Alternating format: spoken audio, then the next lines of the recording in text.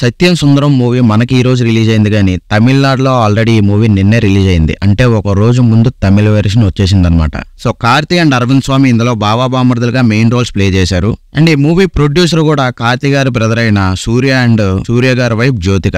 And movie director వచ్చి C Prem Kumar అండి. C Prem Kumar అంటే ఇంకెవరు కాదండి, 96 మూవీతో ఓ సున్నితమైన ప్రేమ కథను మనస్సులకు హత్తుకునేలా చూపించి సినీ ప్రియుల్ని మెప్పించిన డైరెక్టరే ఈ సి ప్రేమ్ కుమార్ అంటే. సో ఇప్పుడు సి ప్రేమ్ కుమార్ గారు 6 years తర్వాత సత్యం సుందరం అంటూ మరో ఆహ్లాదభరితమైన ఒక ఎమోషనల్ మూవీని ఆడియన్స్ ముందుకు తీసుకొచ్చారు. సో ఈ మూవీ తాలూకా ట్రైలర్ కూడా చాలా మందికి నచ్చింది. సో ఈ మూవీ రిలీజ్ అయింది కదా, ఇప్పుడు స్టోరీ ఏంటో చూద్దాం. సో సత్యమూర్తి అలియాస్ సత్యం. సో ఈ సత్యం గుంటూరు దగ్గర ఉన్న ఉద్దండరాయనపాలెంలో ఉంటారనమాట. సో అతని ఫ్యామిలీలో చేసిన మోసం వల్ల సత్యం యంగ్ ఏజ్ లో ఉన్నప్పుడే వాళ్ళ కుటుంబం వాళ్ళ హౌస్ ని కోల్పోతుంది. సో దాని వల్ల వాళ్ళు ఆ ఊరిని వదిలేసి వైజాగ్ వచ్చి అక్కడ సెటిల్ అయిపోతారు. సో ఇలాంటి సిచ్యువేషన్ లో ఒక 30 years అనేవి గడిచిపోతాయి. అయితే ఈ 30 years లో కూడా సత్యంను తన ఇల్లు తన ఊరు జ్ఞాపకాలు వెంటాడుతుంటాయి. సో ఓసారి తన బాబాయ్ కూతురు పెళ్లి కోసం తప్పనిసరి సిచ్యువేషన్ లో సత్యం ఉద్దండరాయనపాలెం వెళ్లాల్సి వస్తుంది. సో ఆ పెళ్లిలోనే సత్యాన్ని బావా అంటూ ఓ వ్యక్తి ఆప్యాయంగా పలకరిస్తుంటాడు.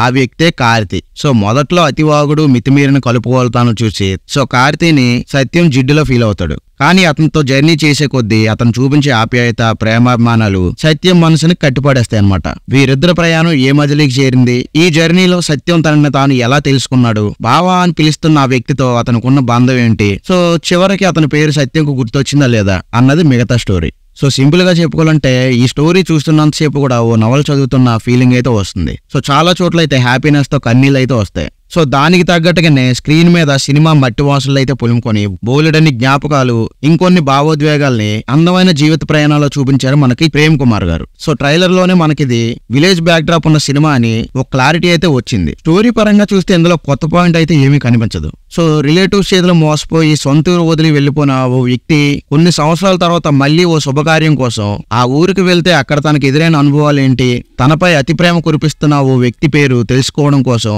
అతను పడిన ఇబ్బందులు ఏంటనేదే ఈ సినిమా అని చెప్పుకోవచ్చు. సో రెగ్యులర్ కమర్షియల్ సినిమాలకి వేల కిలోమీటర్ల దూరంలో ఉన్న సినిమా ఇదని చెప్పుకోవచ్చు. సో సినిమాని స్టార్ట్ చేసిన విధానం గానీ ఓ ఎండింగ్ అన్ని కూడా ఒక ప్రశాంతమైన నదిలా అలా కదిలిపోయాయి. ఆ ప్రవాహంలోనే ఎలాంటి ఒడిదుడుకులు లేకుండా ప్రేక్షకుల్ని ఓలలాడిస్తూ ఓ 3 గంటలు గతంలోకి తీసుకెళ్లిపోయాడు దర్శకుడు. సత్యం ఊరు వదిలి వెళ్ళిపోవడానికి వెనుకున్న కారణాన్ని చూపిస్తూ సినిమా ఆసక్తికరంగా అయితే మొదలైంది. సో ఇలాంటి టైంలో తనకు ఊరితోనూ అక్కడున్న తన ఇంటితోనూ ఉన్న అనుబంధాన్ని పరిచయం చేసే ఆరంభంలోనే కథకు తగిన ఎమోషనల్ టచ్ ఇచ్చే ప్రయత్నం చేశాడు director. So Karthi role introduction, అల్లరి, తనెవరో గుర్తుకు రాక సత్యం పడే ఇబ్బందులు, అతని పేరు తెలుసుకోవడానికి పడే తిప్పలు అన్ని సరదాగా అనిపించాయి. పెళ్లి వేదికపై తన చెల్లికి సత్యం ఓ కానుకిచ్చినప్పుడు దాన్ని ఆమె వేదికపైనే చించి అందులో ఉన్న ఆర్నమెంట్ ని అన్నతోనే స్వయంగా తొడిగించుకునే సీన్ అయితే చాలా ఎమోషనల్ గా అనిపించింది. అలాంటి టైంలో వచ్చే ఇంటర్వెల్ సీన్ అయితే చాలా సింపుల్ గా ఉన్నా సరే చాలా ఎంటర్టైనింగ్ గా ఉంటుంది. సో సెకండ్ హాఫ్ లో అయితే స్టోరీ కార్తీ వైపు షిఫ్ట్ అయిపోతుంది. సో ఆ ఇంటికి వెళ్ళాక సత్యంకి ఎదురయ్యే ఎక్స్పీరియన్సెస్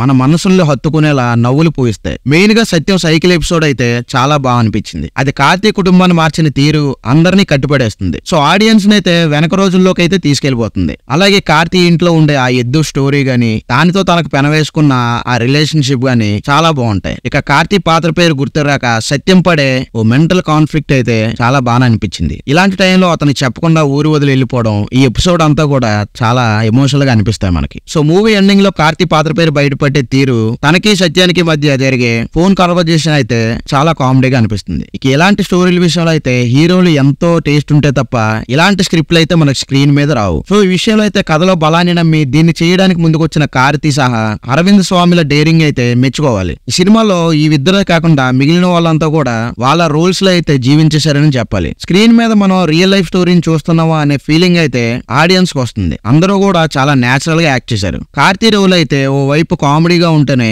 ఇంకో వైపు చాలా ఎమోషనల్ గా కూడా అనిపిస్తుంది. సో అరవింద్ స్వామి అయితే సెటిల్ గా ఒకే మూడ్ లో కనిపిస్తూ క్లైమాక్స్ లో అయితే చాలా ఎమోషనల్ గా యాక్ట్ చేశాడు. సో ఒక అందమైన నవల లాంటి ఈ స్టోరీని అదే ఫీల్ తో అంతే అందంగా స్క్రీన్ మీదకి తీసుకుని రావడంలో అయితే డైరెక్టర్ ప్రేమ్ కుమార్ సత్తా చూపించాడు. అలాగే దీన్ని ఓ డబ్బింగ్ సినిమాలా కాకుండా ఓ స్ట్రైట్ తెలుగు సినిమాలో చూపించడంలో మూవీ టీమ్ అయితే సక్సెస్ అయిందని చెప్పాలి. సినిమా స్లోగా వెళ్తున్న ఫీలింగ్ వచ్చినా సరే ఆ స్టోరీతో ఆడియన్స్ ని చాలా ఎంగేజింగ్ గా డైరెక్టర్ థియేటర్ లో కూర్చోబెట్టాడు. సో బ్యాక్గ్రౌండ్ మ్యూజిక్ అయితే మూవీకి ప్లస్ అయింది. సో మూవీ మొత్తం కూడా బ్యాక్గ్రౌండ్ లో సాంగ్ అయితే మనకి వినిపిస్తుంది.